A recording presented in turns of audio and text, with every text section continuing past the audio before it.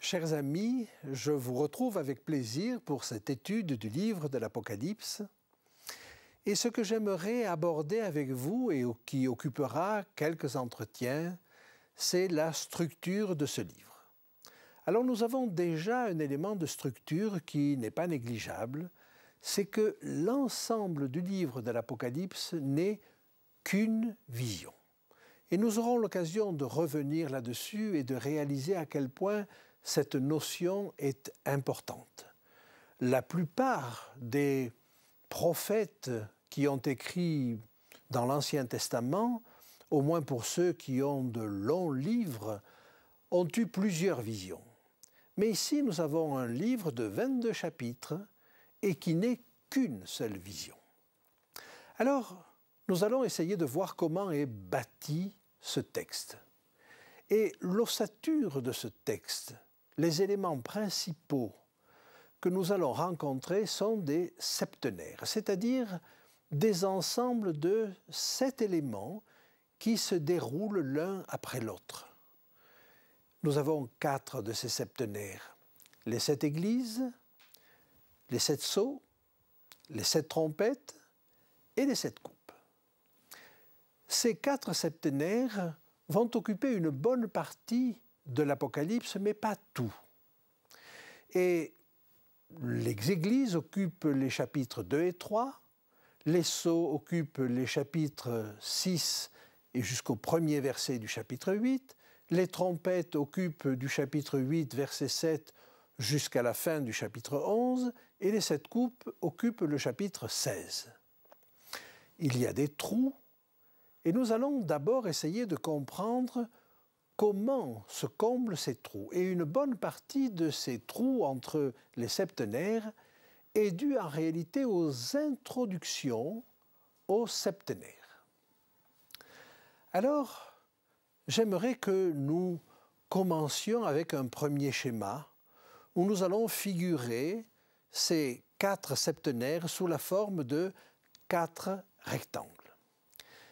Mais ces septenaires sont précédés d'une introduction. Et j'aimerais vous montrer que ces introductions, je ne les ai pas décidées parce que ça m'arrangeait pour le texte, mais que le texte lui-même nous indique qu'il s'agit d'introductions et qu'elles sont liées au septenaire qui suit. Voyons par exemple l'introduction au premier septenaire.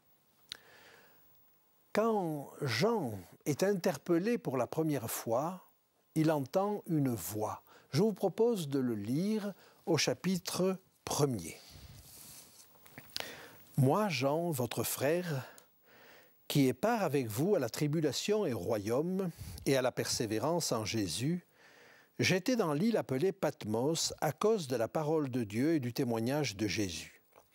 Je fus ravi en esprit au jour du Seigneur, et j'entendis derrière moi une voix forte, comme le son d'une trompette, qui disait « Ce que tu vois, écris-le dans un livre et envoie-le aux 7 églises, à Éphèse, à Smyrne, à Pergame, à Thyatire, à Sardes, à Philadelphie et à Laodicée. » L'ordre est très clair, il faut qu'il écrive aux 7 églises. Et il va écrire. Mais nous n'avons les messages qu'au chapitre 2. Entre-temps, il va avoir là une vision préliminaire qui pour lui est une vision inaugurale Et cette vision va montrer un personnage qui circule au milieu des 7 chandeliers. Là encore, il y a un lien avec les églises, parce que toujours au chapitre 1er et au verset 19, il nous est dit ceci: « Écris donc ces choses que tu as vues et celles qui sont, et celles qui doivent arriver après elles, le mystère des 7 étoiles que tu as vues dans ma main droite et des 7 chandeliers d'or. Les 7 étoiles sont les anges des 7 églises et les 7 chandeliers sont les 7 églises. » Se promener au milieu des 7 chandeliers, c'est s'occuper des 7 églises. Et le personnage qui est là, qui n'est autre que Jésus, va envoyer 7 messages. Il y a donc un lien étroit entre cette introduction, qui se trouve à la fin du chapitre 1er, et les 7 messages aux 7 églises que nous allons trouver au chapitre 2 et 3. Si je regarde maintenant à l'introduction au 2e septénaire, nous voyons qu'il s'agit de 7 sceaux qui sont apposés sur un livre. Et l'agneau va ouvrir ces sceaux un à un. Mais regardons un petit peu ce livre. Ce livre, alors que les sceaux sont ouverts au chapitre 6, ce livre apparaît au chapitre 5. Lisons-le au 1er verset. « Puis je vis dans la main droite de celui qui était assis sur le trône un livre écrit en dedans et en dehors, scellé de 7 sceaux. » Ce livre apparaît dans la main droite de celui qui est assis sur le trône. Mais celui qui est assis sur le trône, et qui en l'occurrence n'est autre que Dieu, eh bien nous le voyons apparaître au chapitre 4, et on va lire les versets 2 et 3. « Aussitôt je fus ravi en esprit, et voici, il y avait un trône dans le ciel, et sur ce trône quelqu'un était assis. Celui qui était assis avait l'aspect d'une pierre de jaspe et de sardoine, et le trône était environné d'un arc-en-ciel semblable à de l'émeraude. » Nous voyons donc que si le livre est introduit au chapitre 5, dans la main droite de celui qui est assis sur le trône, et celui qui est assis sur le trône introduit au chapitre 4, ces chapitres 4 et 5 sont l'introduction naturelle de l'ouverture des 7 sceaux. Comment comprendre ce que signifie l'ouverture des 7 sceaux si nous ne savons pas quel est ce livre et si nous ne savons pas pourquoi il se trouve dans la main de celui qui est assis sur le trône? Il y a donc là une introduction naturelle. Je vais maintenant à la 3e introduction, aux 7 trompettes. Allons au verset 8. Les 7 trompettes vont être versées à partir du verset 7 du chapitre 8. On peut lire ceci: « Le premier sonna de la trompette, et il y eut de la grêle et du feu mêlés de sang, qui furent jetés sur la terre. » Mais ces 7 trompettes commencent avant. Regardez ce qui est dit au verset 2. « Et je vis les 7 anges qui se tiennent devant Dieu, et 7 trompettes leur furent données. » 7 trompettes leur sont données au verset 2, mais ils ne commenceront à en sonner qu'au verset 7. Entre les deux, il y a une scène particulière où un ange offre des parfums sur l'autel d'or. Eh bien, c'est l'introduction aux 7 trompettes. Je vous invite maintenant à regarder ce qui se passe pour la 4e introduction. Il s'agit des coupes. Et je vous invite à aller au chapitre 15, verset 1er. « Puis je vis dans le ciel un autre signe grand et admirable. 7 anges qui tenaient les 7 fléaux, les derniers, car par eux s'accomplit la colère de Dieu. » Ces 7 fléaux sont à identifier avec les 7 coupes. En effet, nous lisons vers la fin du chapitre, verset 7, « Et l'un des 4 êtres vivants donna aux 7 anges 7 coupes d'or, pleines de la colère du Dieu qui vit au siècle des siècles. » 7 fléaux, 7 coupes, ils sont donnés au début du chapitre 15 à 7 anges, mais ces anges ne les déverseront sur la terre qu'au chapitre 16. Ainsi donc, il y a, dans le courant du chapitre 15, une scène introductive avant que n'arrivent ces derniers fléaux. Ainsi donc, on peut noter qu'il y a là 4 passages qui sont liés aux 4 septenaires. Ainsi donc, quand je parlerai d'un septenaire, quand je parlerai des sceaux par exemple, je parlerai à la fois de l'ouverture des sceaux qui couvrent les chapitres 6 et 7, mais de l'introduction aux sceaux qui couvre les chapitres 4 et 5. En conséquence, nous avons là déjà quelques vides qui se sont comblés. J'aimerais attirer votre attention maintenant sur un autre aspect. Si nous regardons un petit peu plus attentivement ces introductions, nous nous rendons compte que, au moins pour 3 introductions, le personnage principal n'est autre que Jésus. Alors regardons cette première introduction. Nous la verrons en détail plus tard, mais regardons quelques traits saillants. Nous regardons maintenant au chapitre 1er à partir du verset 12. « Je me retournai pour connaître quelle était la voix qui me parlait, et après m'être retourné, je vis 7 chandeliers d'or, et au milieu des 7 chandeliers, quelqu'un qui ressemblait à un fils d'homme, vêtu d'une longue robe, et ayant une ceinture d'or sur la poitrine. Sa tête et ses cheveux étaient blancs comme de la laine blanche, comme de la neige. Ses yeux étaient comme une flamme de feu. Ses pieds étaient semblables à de l'airain ardent, comme s'il eût été embrasé dans une fournaise, et sa voix était comme le bruit des grandes eaux. Il avait dans sa main droite 7 étoiles, et de sa bouche sortait une épée aiguë à 2 tranchants. Son visage était comme le soleil lorsqu'il brille dans sa force, et quand je le vis, je tombai à ses pieds comme mort. Et il posa sur moi sa main droite en disant « Ne crains point, je suis le premier et le dernier, et le vivant. J'étais mort, et voici je suis vivant au siècle des siècles. Je tiens les clés de la mort et du séjour des morts. » Le personnage que nous voyons ici est défini très clairement. Il dit « J'étais mort et je suis vivant au siècle des siècles ». C'est Jésus. Il tient les clés de la mort et du séjour des morts. Et puis il se présente comme un souverain sacrificateur, un grand prêtre qui officie dans le lieu saint du sanctuaire. Il marche au milieu des 7 chandeliers d'or et bien évidemment ces 7 chandeliers évoquent le chandelier à 7 branches qui se trouvait dans le lieu saint du sanctuaire terrestre des Israélites. Il s'agit donc de Christ, mais qui intervient là en tant que grand prêtre. Et en tant que grand prêtre dans un service quotidien, journalier.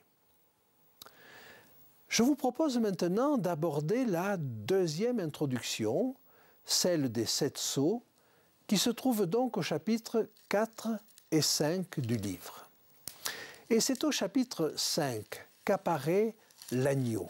L'agneau qui va dénouer une situation difficile. Je vous invite à lire les premiers versets du chapitre 5. « Puis je vis dans la main droite de celui qui était assis sur le trône un livre écrit en dedans et en dehors, scellé de 7 sceaux. Et je vis un ange puissant qui criait d'une voix forte « Qui est digne d'ouvrir le livre et d'en rompre les sceaux ?» Et personne dans le ciel, ni sur la terre, ni sous la terre, ne put ouvrir le livre ni le regarder. Et je pleurai beaucoup de ce que personne ne fut trouvé digne d'ouvrir le livre ni de le regarder. Et l'un des vieillards me dit « Ne pleure point. Voici le lion de la tribu de Juda, le rejeton de David a vaincu pour ouvrir le livre et ses 7 sceaux. » Et je vis au milieu du trône des 4 êtres vivants et au milieu des vieillards un agneau qui était là, comme immolé. Il avait 7 cornes et 7 yeux, qui sont les 7 esprits de Dieu, envoyés par toute la terre. Il vint et il prit le livre de la main droite de celui qui était assis sur le trône. Une fois de plus, l'agneau est facilement identifiable, c'est Jésus. Et c'est Jésus qui se trouve dans une situation bien particulière. Il va prendre le livre. Mais nous ne sommes plus dans le lieu saint du sanctuaire. Nous sommes dans le lieu très saint. Pour cela, regardons au chapitre 4. Au début du chapitre 4, il nous est dit ceci. « Après cela, je regardais et voici une porte était ouverte dans le ciel. Et la première voix que j'avais entendue comme le son d'une trompette et qui me parlait dit « Monte ici, et je te ferai voir ce qui doit arriver dans la suite. » Aussitôt je fus ravi en esprit, et voici il y avait un trône dans le ciel, et sur ce trône quelqu'un était assis.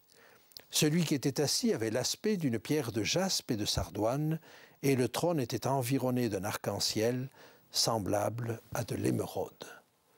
Ici, on était dans le lieu saint du sanctuaire, une porte est ouverte et on demande à Jean de monter dans une autre pièce. Et dans cette autre pièce, il y a le trône de Dieu. Eh bien, ceci est très évocateur du lieu très saint. Mais dans ce lieu très saint du sanctuaire, le grand prêtre n'y rentrait qu'une fois par an, et encore après une longue préparation. Eh bien, dans ce lieu très saint, nous sommes entraînés et nous y voyons Christ. Et Christ, à ce moment-là, intervient dans le cadre de ce jour particulier des expiations. Mais il intervient non pas comme grand prêtre, mais comme agneau, c'est-à-dire comme victime. Et donc, son deuxième rôle dans l'introduction est un rôle de victime. Je vous invite maintenant à regarder la troisième introduction, celle des trompettes. Et nous la trouvons au début du chapitre 8. Verset 3. « Et je vis un autre ange, et il se tint sur l'autel, ayant un encensoir d'or. On lui donna beaucoup de parfums, afin qu'il les offrît avec les prières de tous les saints, sur l'autel d'or qui est devant le trône. La fumée des parfums monta avec les prières des saints de la main de l'ange devant Dieu. » Ici, il s'agit d'offrir des parfums sur l'autel d'or. Eh bien, ceci était strictement réservé aux grands prêtres. Et Christ est notre grand prêtre.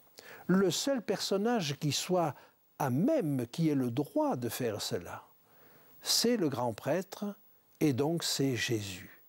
Jésus, qui est notre grand prêtre. Nous pouvons en avoir la certitude à travers un texte que nous trouverons dans l'Épître aux Hébreux au chapitre 8. Verset 1er. Le point capital de ce qui vient d'être dit, c'est que nous avons un tel souverain sacrificateur qui s'est assis à la droite du trône de la majesté divine dans les cieux, comme ministre du sanctuaire et du véritable tabernacle, qui a été dressé par le Seigneur et non par un homme. Ainsi, c'est Christ qui officie encore dans l'introduction au troisième septénaire, mais il officie dans un cadre bien précis. Il va prendre des charbons ardents de dessus l'autel et il a une cassolette dans laquelle il va les mettre et il va offrir des parfums pour tout le peuple. Eh bien, tous ces éléments nous indiquent qu'il s'agit du service annuel, du service qui se passe une fois par an et qu'on appelle le jour des expiations ou le Yom Kippour. Donc nous voyons Jésus intervenir successivement comme grand prêtre dans le service journalier, à entretenir les lampes sur les chandeliers. Dans la deuxième introduction, il est la victime, l'agneau. Dans la troisième introduction, il est à nouveau le grand prêtre, mais dans le service annuel. Et il nous reste maintenant à voir la quatrième introduction. Et je vous invite à regarder, toujours dans le livre d'Apocalypse, au chapitre 15. Et nous trouvons ceci. Puis je vis dans le ciel un autre signe, grand et admirable, 7 anges qui tenaient les 7 fléaux, les derniers, car par eux s'accomplit la colère de Dieu.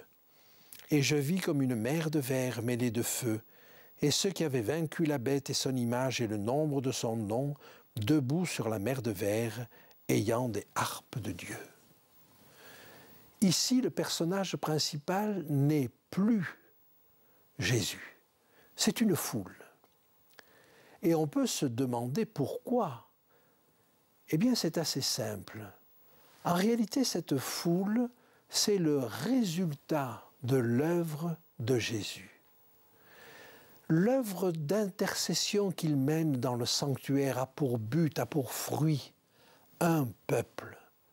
Et c'est ce peuple qui a remporté la victoire sur les forces de l'ennemi, c'est ce peuple-là qui apparaît comme le personnage principal de la 4e introduction. Ainsi, cela nous donne déjà une indication, l'indication que sans doute le service est terminé.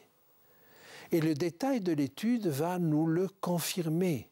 Et nous trouvons à la fin du chapitre 15 la chose suivante. Et l'un des 4 êtres vivants donna aux 7 anges 7 coupes pleines de la colère de Dieu qui vit au siècle des siècles, et le temple fut rempli de fumée à cause de la gloire de Dieu et de sa puissance, et personne ne pouvait entrer dans le temple jusqu'à ce que les 7 fléaux des 7 anges fussent accomplis. Ainsi, ce que nous voyons là, simplement à travers des éléments de structure, c'est que tout le livre d'Apocalypse nous invite à suivre Jésus dans son œuvre de médiation, dans son œuvre de grand prêtre, dans le sanctuaire céleste. Eh bien, c'est ce que nous nous efforcerons de faire dans les entretiens qui suivent, parce que c'est ainsi que nous pourrons suivre Jésus et que nous pourrons avancer dans la compréhension de ce texte.